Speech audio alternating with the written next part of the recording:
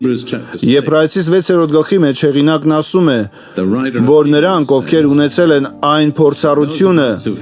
որը պետք է ունենային, ճաշակել են նոր աշխարհի զորությունը։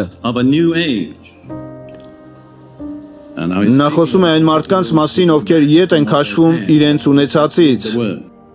Եկեք կարդանք այդ հատվածը Եբրայեցիս 6-րդ գլխի 4 և 5 համարները, որովհետև անկարելի է նրանց, ովքեր մեկ անգամ լուսավորվել են այն երկնային պարգևի համն առել, Սուրբ Հոգու մասնակից եղել և Աստծո բարի խոսքի և հանդերձյալ աշխարհի զորությունները ճաշակել են։ Ես հավատում եմ, որ մեզանից շատերն են այստեղ նշված 5 փորձառությունները փորձառաբար ապրել իրենց կյանքում։ Մենք լուսավորված ենք եղել, ճաշակել ենք երկնային պարգևը, հավիտենական կյանքը, մասնակից ենք եղել Սուրբ Հոգուն, ճաշակել ենք Աստծո բարի խոսքը և եկող աշխարհի զորությունները։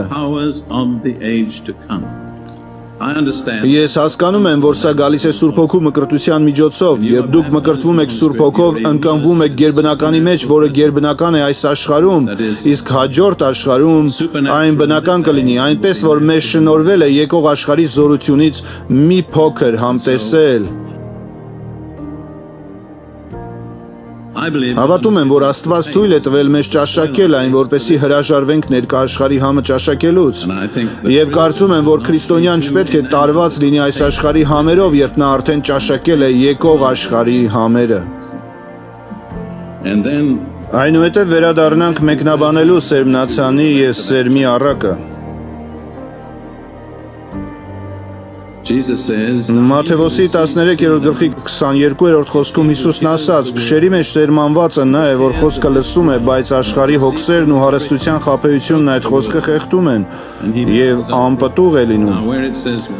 Այնտեղ, որտեղ աշխարհ է ասում, ճիշտ թարգմանությունը դարն է։ Նոր միջազգային թարգմանությունն ասում է դար։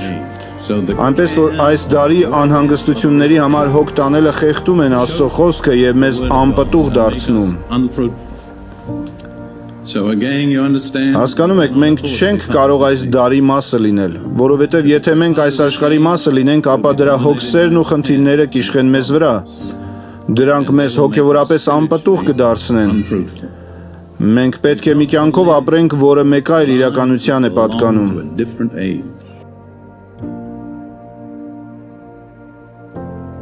Ես նայում եմ ձեզանից ոմանց դեմքին և ենթադրում, որ նախկինում նման բան չեք լսել, սակայն կարծում եմ, որ այն ցույց եմ տալիս անմիջապես նոր կտակարանի էջերից։ Բացեք Հռոմեացիս 12-րդ գլխի 2-րդ խոսքը։ Եվ մի կերպարանվեք այս աշխարհի կերպարանքով, այլ նորոգվեցեք ձեր մտքի նորոգությամբ, որպեսզի քննեք, թե ինչ է Աստծո կամքը, բարին, հաճելին և կատարյալը։ Այնպես որ մենք մեզ չենք կարող թույլ տալ այս աշխարհին կերպարանակից լինել։ Եվ կրոնական բազում արարողությունների միջոցով չէ, որ մենք պետք է փոխվենք, որովհետև դրանք մարդուն ներքուստ չեն փոխում։ Մենք պետք է մեր մտքերի մեջ փոխվենք։ Որովհետև եթե սկսենք ուրիշ կերպ մտածել, ուրիշ կերպ էլ կապրենք, սա է տարբերությունը կրոնի և շնորհքի։ Կրոնը բաղկացած է արտաքին կանոններից, ինչ պետք է հագնեք, ձեր շրջազգեստը որքան երկար պետք է լինի, որքան շրթներ կօգտագործեք և նման բաներ։